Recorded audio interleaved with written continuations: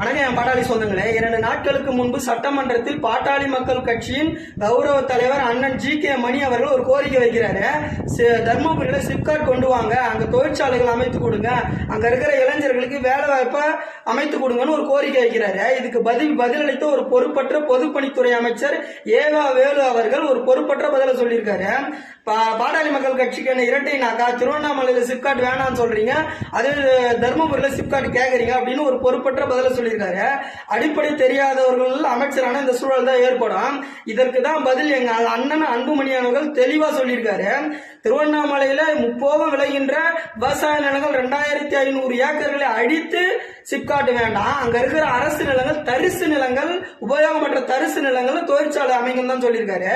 அதே போல தர்மபுரியிலும் தான் விவசாய நிலங்களை அழிக்காம அங்க இருக்கிற அரசின் தரிசு நிலங்கள் உபயோகமற்ற தரிசு நிலங்கள்ல தொழிற்சாலைகள் அமைத்து கொடுங்க தான் எங்க அண்ணன் அன்புமணி அவர்கள் வலியுறுத்திருக்காரு.